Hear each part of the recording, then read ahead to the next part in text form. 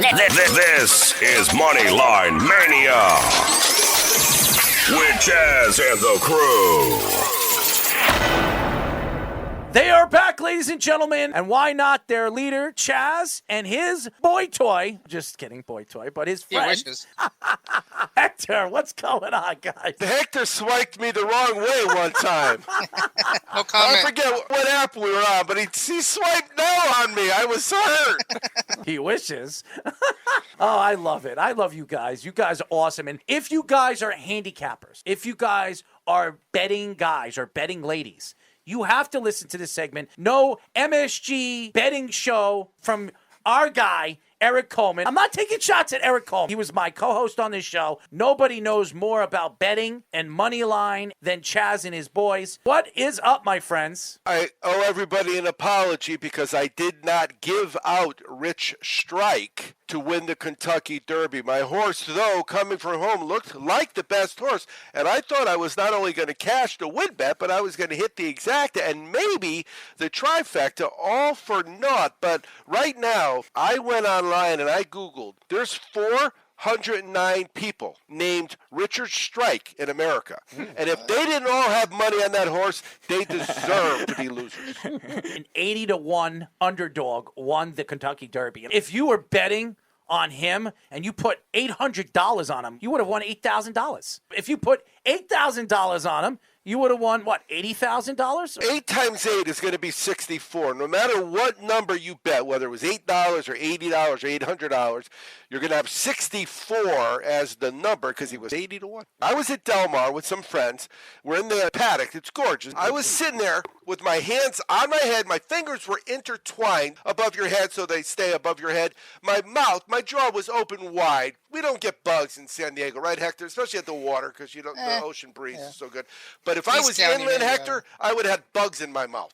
What is it with the Kentucky Derby? As far as the movie stars are concerned, the musicians that are there, the ex-basketball players, Tom Brady was there, Michael Jordan was there, Donald Trump was there. What is it with the Kentucky Derby? Out of all the races, everybody wants to go to this particular race. I've never been there. I have to go there now because I've been to the Belmont. I've been there for a Triple Crown. I had the opportunity to interview the jockey that won the Triple Crown. I didn't get to interview the horse, but if I could, you didn't try? If I could, I was standing right next to him. You guys ever been to Kentucky Derby? I don't like people. We go every year to the Coliseum for a USC game, and then we go to the Rose Bowl for a UCLA game because on the first weekend in college football, both of those teams usually host some schmuck team that they're going to whack by 20.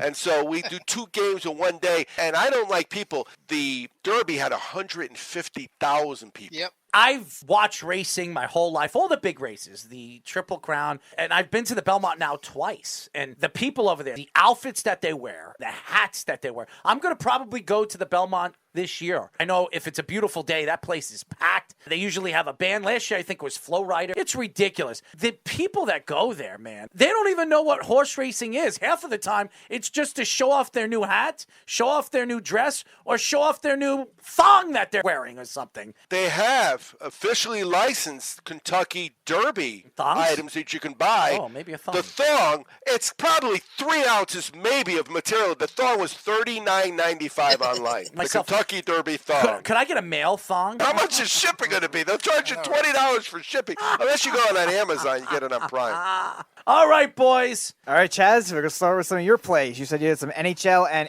NBA playoffs. As the playoffs wind down, some teams are sitting around waiting to go, and other teams are playing in a Game 7. But I got to tell you, an NHL sports betting story. I had over 6.5 in the Toronto-Tampa Bay game, and it went to overtime, and I realized if they could get the feeling of having a ticket that says over 6.5 in an NHL playoff game that's tied at 3, it doesn't matter how many overtimes, you're going to win that bet. And they could put that into a pill, and you could take that pill. What a high it was. I don't know if you saw, they went long into the first overtime. And the whole time it didn't matter. Whoever scored, I was going to win. It was really, really cool. So thank you, NHL playoffs, because there's no shootout in the playoffs. Nope. Shootouts are different when you're sports betting. Shootouts don't count for that point for the total. But yeah, so Saturday night, there is the Kings at Edmonton. Now, I actually started pulling the data for the NBA and the NHL playoffs right before the Derby. So I've got a couple weeks of data in. I've done really, really well. I actually hit 2 different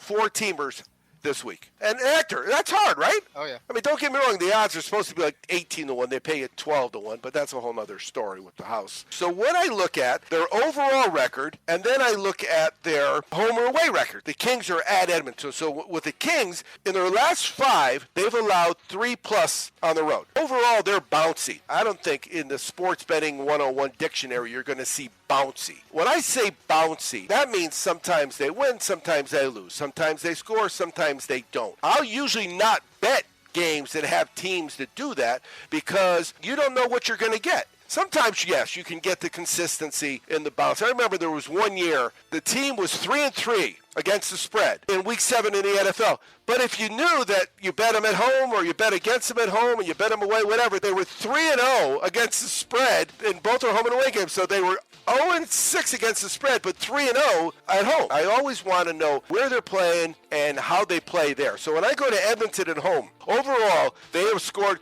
3+ and 6-6. So when I see that, I start to get excited.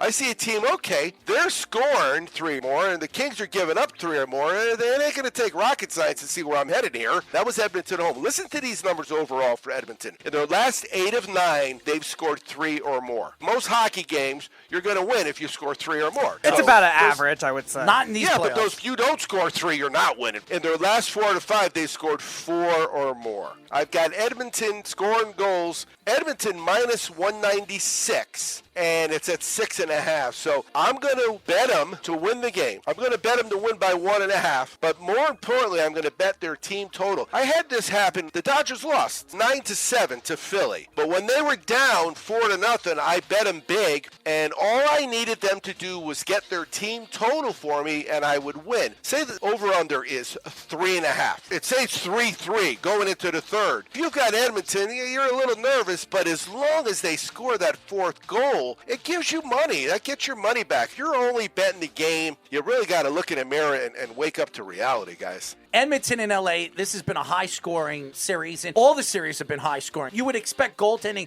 to be at its high going into the playoffs. It hasn't been. I absolutely believe this game is going to have 5 to 6 goals for both teams. Was it the Ranger game that they scored like 4 goals in like a blink of an eye? Yes. Every time they score, you add a little bit more. Not a full union, but a little more. So if you won $75, you bet maybe $25 on the next one. So fast, I couldn't get the bet in. They scored that quickly. This particular series, the LA Kings and the Edmonton Oilers. Who would have thought that the LA Kings would be challenging the Edmonton Oilers? Played very well defensively. Goaltending by Jonathan Quick has been fantastic. I expect Edmonton to win in Game 7. Gambling, that's how it works. Hector, sometimes we're wrong, and when we're wrong, they keep the money. What about Hector? I got a couple soccer plays there for Sunday. I'm going to throw a curveball at you guys. The NWSL, the National Women's Soccer League. One up in New York City, Gotham FC. Actually just played the team that I'm going to pick for this week, San Diego Wave. Didn't go too well for them last week. Gotham FC gave up 4 goals, all of them to Alex Morgan. One of the 3 times in history that a player in the NWSL has scored 4 goals. And they're going to be playing at home this Sunday against Chicago Red Stars. Chicago Red Stars made it to the NWSL final last season and lost in the final to Washington Spirit in a close one. But San Diego's been tearing it up. They haven't given up a goal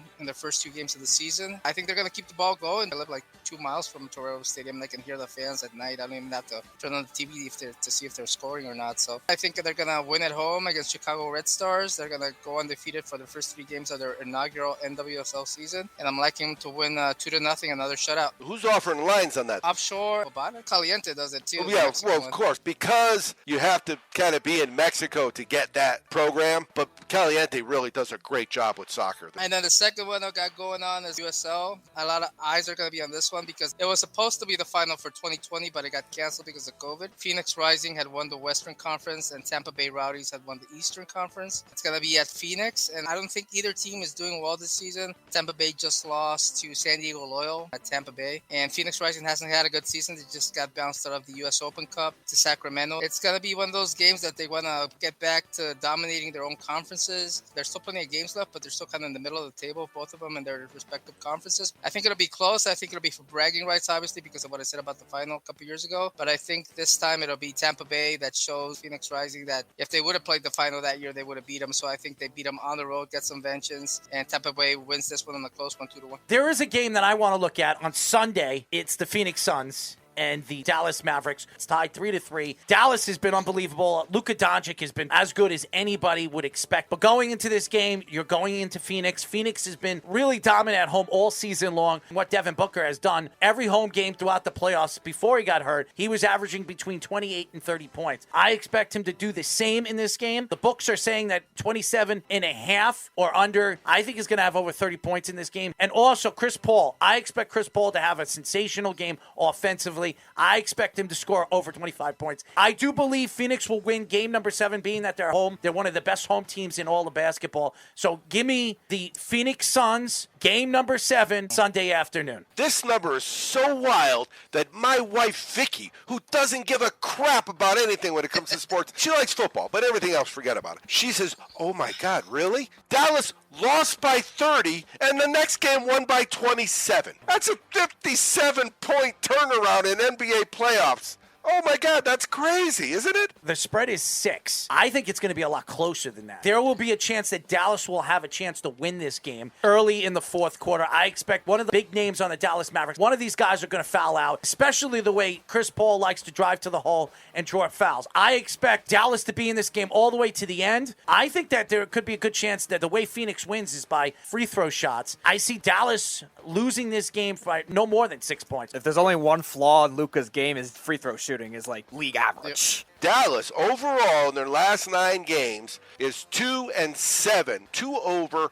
7 under. Phoenix, on the other hand, has gone under in 4 straight games and is 1-3 against the spread. But what do you know about Phoenix, Golden State? They're probably given 2 or 3 points more than they really should. The reason they are is because the people will bet it. So the house says, why would I give them 4 when I can give them 6? Here's where it gets dicey. On the road, in their last 3, these are all against Phoenix. They're 0-3 against the spread. But a key fact that really comes from our Easy Sports data is in 3 straight games, Dallas has scored less points on the road in every single game. You beat me 3 straight in Phoenix, and every time I scored less than the last time, got to think you got the winner there, Errol. Yeah, I think Phoenix will win this game. It'll be very surprising if Dallas pulls this out because nobody would have thought that Dallas was going to go to Western Conference Finals. Everybody is expecting Golden State versus Phoenix, and whoever comes out of the West, I believe, is going to win the whole thing. But I just have this feeling that Phoenix is going to deliver. Devin Booker has been playing hurt really throughout this series. He's been unbelievable. He's been the best player on the court besides Chris Paul. I expect that you'll see Devin Booker show up in this game and score more than 30 points in this game, maybe even see a 40 spot. So if you're going to bet on somebody to score over his total points, it's Devin Booker. I think Devin Booker has been sensational at home. I think he's one of the best shooters we've seen in the NBA in the last 6 years. I expect him to show up in this game and really take over offensively in this game for the Phoenix Suns. Here's my play. If you can get 107 or less for team total for the Phoenix Suns, you should bet it. Thank me next week. And if it's 107 or less, you bet the over. I would bet the under in this game. I think the game won't pick up offensively until the second half of the game. Dallas has never been in a situation like this where you're in a Game 7, you have a chance to go to Western Conference Finals. And Luka Doncic, this is really his first playoff run. He won his first series this year. I expect Luka Doncic to really show up in this game, but I don't expect his points to total out until the second half of the game. I think this game will be very, very close going to the second half, the third quarter. I expect Phoenix to really have a great third quarter. So if you want to bet a quarter where Phoenix is going to outscore the Dallas Mavericks by at least 10 to 15 points, it would be the third quarter. They're one of the best third quarter teams in the NBA. Playoffs are different. They're better. They're crazy. But look at this year. I mean, a 57-point swing got to be some kind of record. If Phoenix doesn't win this year or they get bounced early, they're going to blow up that team. They had their chances with these guys. I would say that because they have to pay DeAndre Ayton. And DeAndre Ayton's going to want a lot of money in the offseason. And I don't know if Phoenix is going to do that, especially giving Chris Paul what they gave him. Devin Booker's going to be, even though he's still under contract, he's probably going to want it extended, especially the way he's played this season. Now, I don't know if Phoenix is going to do that, but I've been hearing through the grapevine that Devin Booker before Chris Paul went over there, he wanted to be traded. You're looking at this team where they can't get over the hump. They went to the championship last year. They lose against the Milwaukee Bucks, and now this year they're going to fall short to get into the Western Conference Finals. I would say if they make the championship this year, they'll keep the team together and try to win again. Much of their players or bench players are on their rookie contracts. Right. The last year is the following year. So I would expect them to play one more year and see if they can win it. Next year, they'll be even more under pressure.